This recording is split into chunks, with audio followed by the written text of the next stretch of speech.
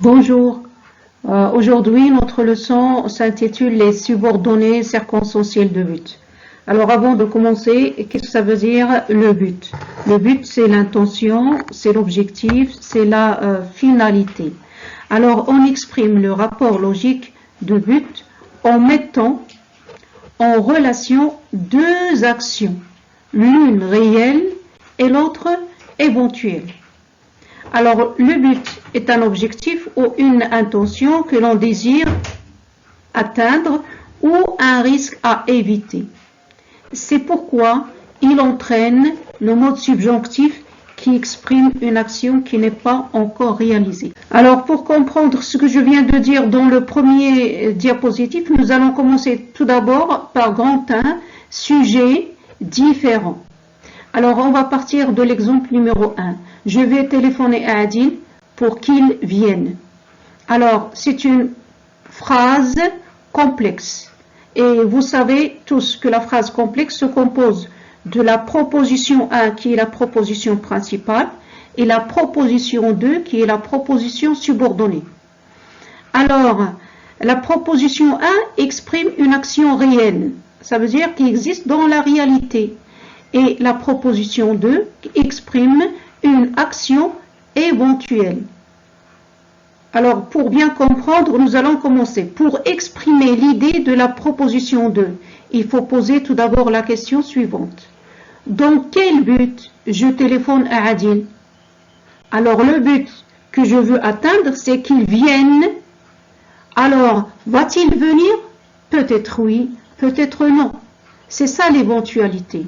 Alors, cette action, ça veut dire il peut être réalisé comme il ne peut pas être réalisé. C'est l'action numéro 2. Donc, c'est la proposition subordonnée qui exprime le but. C'est la proposition subordonnée de but. Alors, pour qu'il vienne, c'est ce qu'on vient de dire, proposition subordonnée circonstancielle de but. Pour que, c'est l'articulateur. C'est l'articulateur, bien sûr, c'est la conjonction de subordination qui exprime le but. Remarque. Alors, on a dans la première proposition, le sujet c'est je. Et dans la deuxième proposition, on a il. Donc, on a ici des sujets différents. Il est différent de je. Et lorsqu'on a les sujets qui sont différents, donc on est obligé d'exprimer le subjonctif. On est obligé de mettre le verbe au mode subjonctif parce que le mode subjonctif est le mode de l'incertitude et le mode de doute. Donc, on va continuer avec le numéro 2, même sujet. Alors, l'exemple, on va commencer par « Il a pris l'avion pour ne pas rater son rendez-vous ». Alors, la question qu'il faut poser, donc, quelle intention il a pris l'avion? Alors, son but ou bien son intention, c'était de ne pas rater son rendez-vous. C'est pour ne pas rater son rendez-vous. Donc, ici, on a un risque à éviter.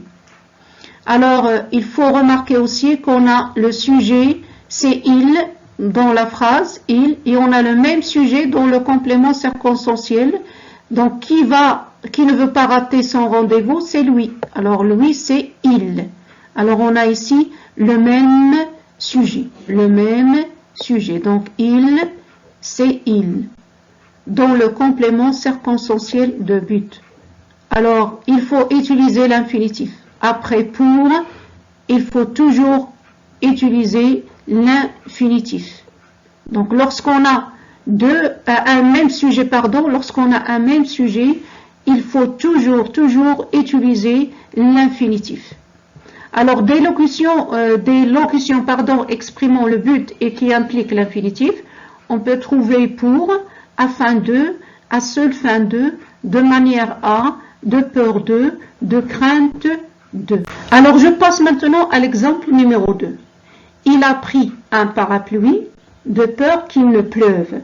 Toujours, on est dans une phrase complexe qui se compose d'une proposition principale, il a pris un parapluie, et d'une proposition subordonnée.